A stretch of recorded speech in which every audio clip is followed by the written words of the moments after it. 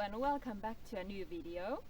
In this video we are going to talk about gripping or squeezing with the leg. So most often it happens with your knee like this, and then often the leg starts to come up like this, or then you might be gripping more with the lower leg. So why do we grip?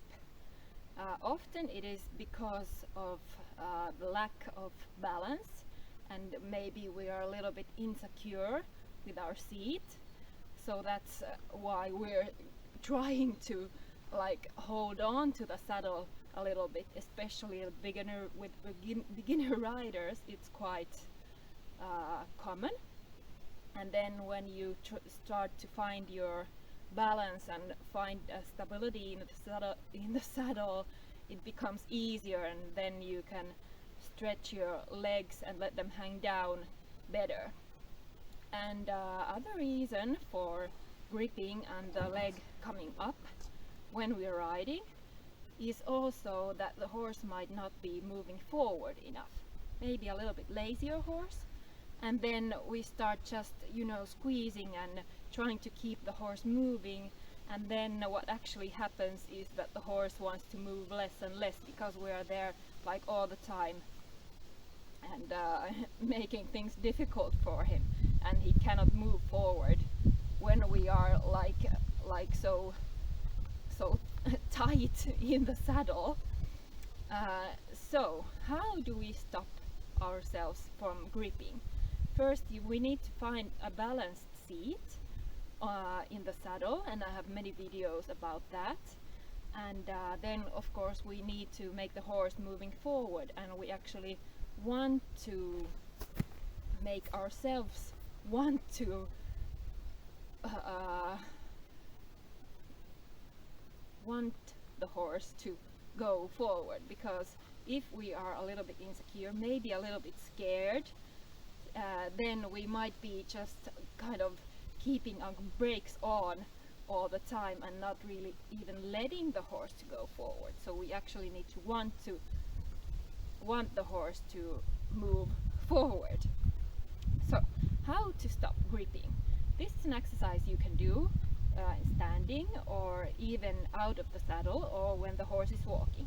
So you really squeeze with the leg, and then so you actually know when you're squeezing, and then really let go, really let go, and let your legs hang down.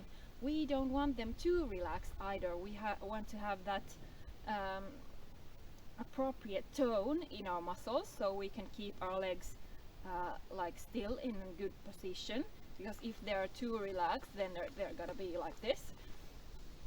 And so we want to have that little tone, but without too much tension, but so our joints still can be supple and move, because that's where we need to be able to absorb the horse's movement.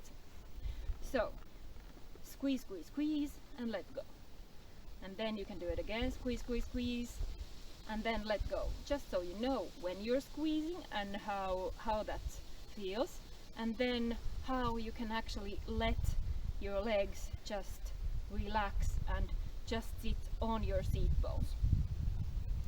And then what you also can do is stretch your legs a little bit away from the saddle, and then let them hang down, and maybe just wiggle a little bit, and then do it again, and then let go. And you can do this even in trot and canter, and the horse should still be moving. So the horse should move on its own accord, and not us all the time keeping and pushing. So we really need to make the horse sensitive and listening to our aids, so then we can just kind of sit there and let the horse move. And now we're going to look at it also in movement. Here I am cantering, still in balance, and now I start to grip. So I'm gripping with my knee, and you can see that I immediately come off the saddle, and also my hand is really stiff and my leg comes up.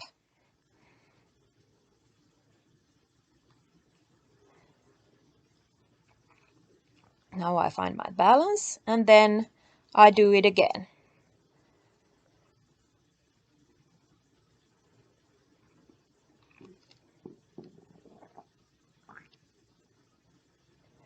And now let's do it one more time. So here I'm in balance. I'm following the horse's movement with my seat. And here you can see that I can be quite relaxed and following the horse's movement from my hips and from my pelvis.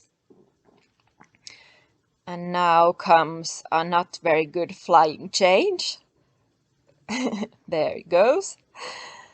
And I'm still in balance. I'm looking forward. I'm sitting in the saddle. I can follow the horse's movement with my hand as well. And now I start to grip.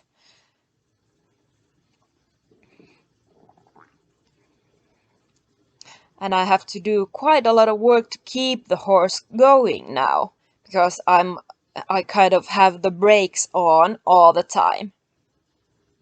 So this is what you can practice. You grip and then you try and just sit on your seat bones and let go with the leg, and just do it a couple of times.